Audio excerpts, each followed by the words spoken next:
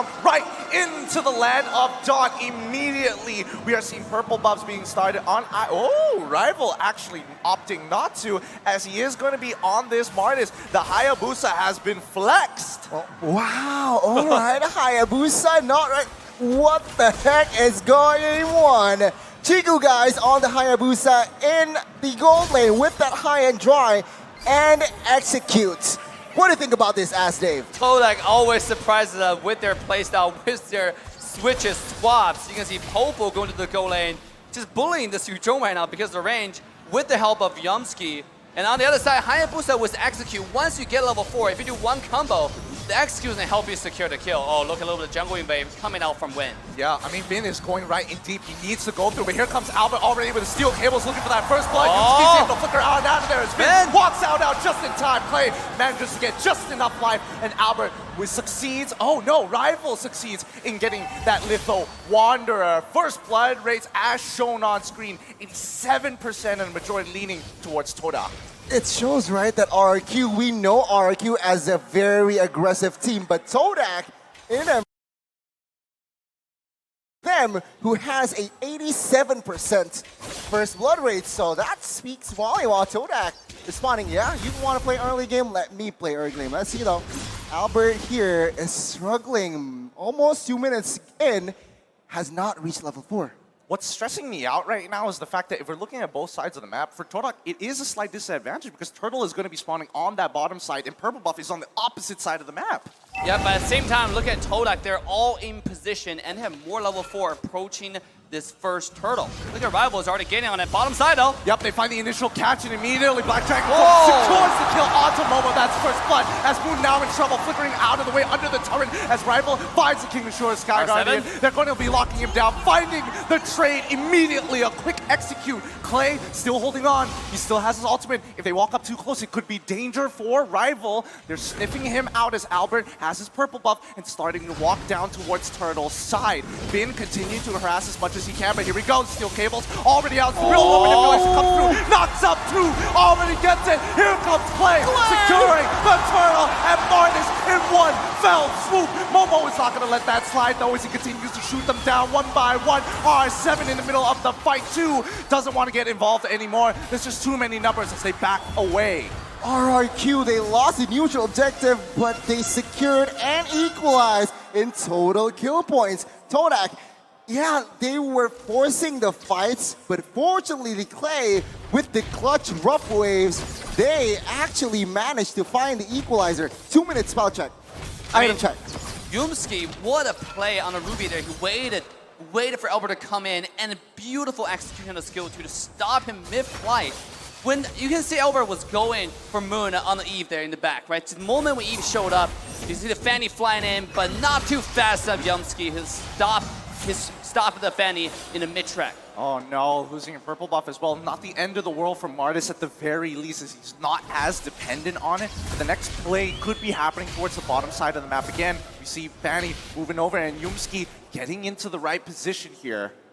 Well, it seems like Chiku guys also secured his Thunder Strike. What it does, adds movement speed and penetration, so perhaps he might go crazy the next 2 minutes, but take a look at the mid side here. Yeah, they find the initial hit on towards Bin, but he's not the primary target here as the real world manipulation comes on in. Bin jumps in, moves in. My God! Into the rough waves, another beautifully laid combo. Moon cannot respond. Now, bottom side even getting threatened. The petrified Momo cannot do anything about it, but the Alpha Wolf keeps him alive long enough, but unfortunately it's just too much damage. RRQ with a very sharp execution, and Todak, they are paying the price. Oh my gosh, I want to comment on the fans. It seems like they're excited. Are you guys excited for RRQ?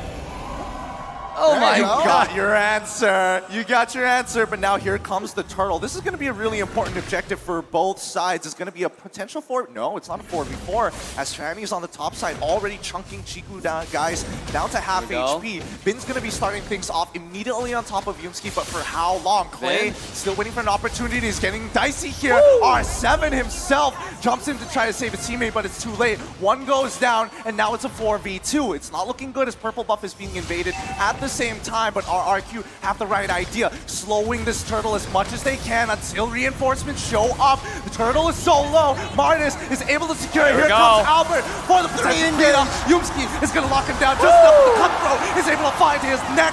Now, Moon is on the R7 is still chasing down Rival. Real World Manipulation coming up a little late just to ensure that they secure the kill on towards R7 side. Mid lane, continue getting attacked. The Chiku guys dying over to Clay once more. Mid lane falls and RRQ will grab another lead. But take a look at Albert here with the jukes, with the cables as well. He's able to get out from that, but from that trade, we have learned that RRQ grabbing that mid lane turret, it's not looking good for Todak.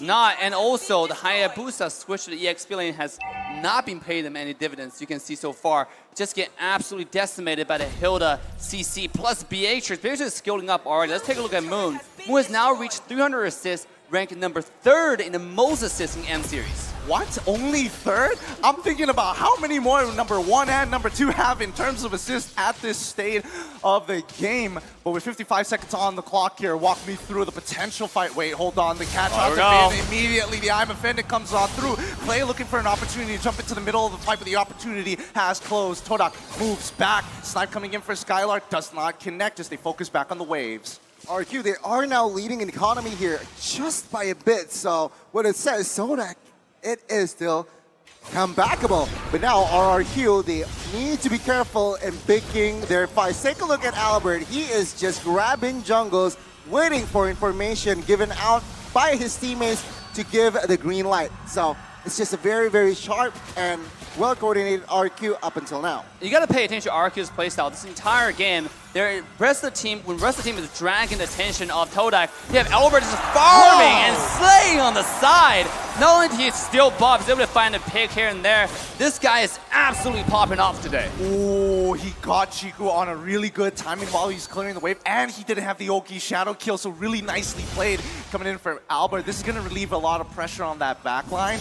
Now let's see, Turtle is going to be started up. Finn once again being in that front line, trying to bait out as many abilities as possible, but R7 pushing out that mid lane, forcing Todak to give this objective up. Rival, he's thinking about it. Does he want to jump on in to try for a steal? No, he backs off. There's nothing much that he can do at this point, but the Malefic Roar purchase coming in from Chiku, going back into his lane. They have to calm down.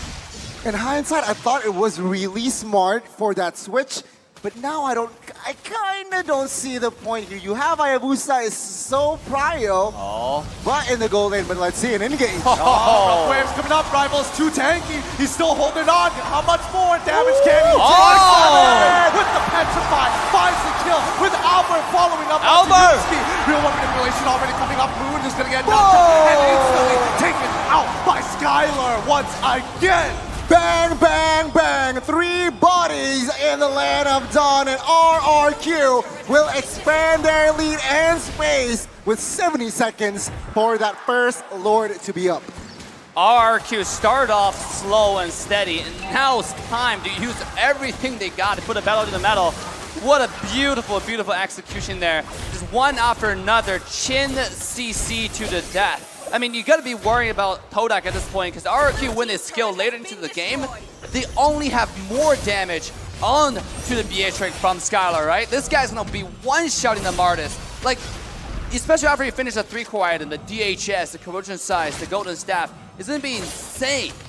It's gonna be a little too much indeed. Like, look at that. Yumski just eating it. He's too low. He's got to back off for now, but with this 4.4k lead coming in from RRQ, they've been against this matchup against Todak multiple times. They know their habits, their even dirty little secrets. This is what I feel like, I'm not sure, but take a look at top side with the Petrify. Chiku guys, with that shadow, no, quad shadow, can still escape, but I do want to touch on, the composition from Todak, they lack peel. So nobody can really open vision, nobody can really open bushes, because RRQ, now they're ahead 5,000 equipments and damage output will be evident. All right, let's see as they start the Lord right now. Chiku guys once again getting solo killed by Albert in the top side of the map. spicy stuff. Albert, it may be his birthday, but right now the birthday boy ain't holding back his punches. The Lord being taken with no issues whatsoever, and Todak unable to walk up close. Yes, what a play there from Albert. See, when you have Hayabusa silent, the biggest problem is right now he's falling behind on split push. Right, the strength of Hayabusa is he can go in and out into different lanes, different situations. But in this case, the Hayabusa is kind of stuck in the side lane, so there's no surprises going to the RRQ side. Personally, I want to speak to you, Dave, about this Hayabusa, right? You played a lot of it. You have many games. When should we expect this Hayabusa to really start popping off and actually participating in these fights? I mean, look at the Hayabusa's item. He still has not finished the Blade of Despair. Right now, who can he really kill? Right, Fanny is almost untouchable. Clay is always invisible, right? The moment he shows up is the moment you go to the dark screen, the black and white screen, right? Vin is unkillable as well. So, and R7 is only going for a backline. At this point, the Hayabusa's value is only diminishing. And also to add to that, take a look at the items. Fanny built Dreadnought armor for Hayabusa Shadow kills as well.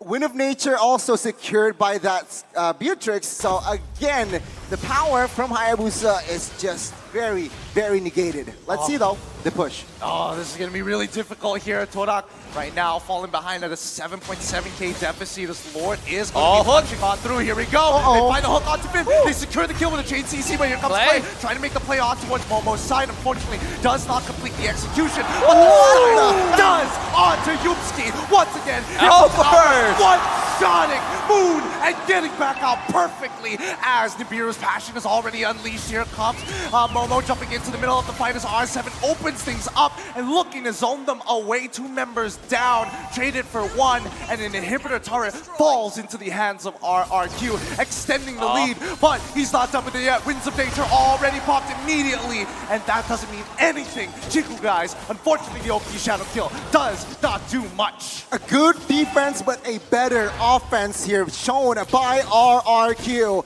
They took the baser top side and they grabbed almost a 10,000 gold lead in economy. RRQ, they are disciplined. They see no objectives on the board, so they back off. Yep, Yumski once again trying to open up the map, getting that information his team so desperately needs right now. And immediately you're seeing the snowball effect coming out from RRQ side. Snipe? Nah, it doesn't connect just yet. I mean, at this point, RRQ is playing patiently, right? Oh, the conceal play. Here we go. They find it immediately, going for the full combo play as well. Gets caught out, but 3 go down in return. Immediately, Skylar making the difference and a complete wipeout. RRQ initiate and end the fight. They can end Gideon. They can end Assassin Dave. Take a look at the top side. Minions, they're doing it. They're doing it. It's over already. Nobody's going to be able to get back in time. The wave play, even Skylar switching over to Bennett. It's done. That's game 1. Going over to RRQ. Luminous Lord already spawning, but who needs it?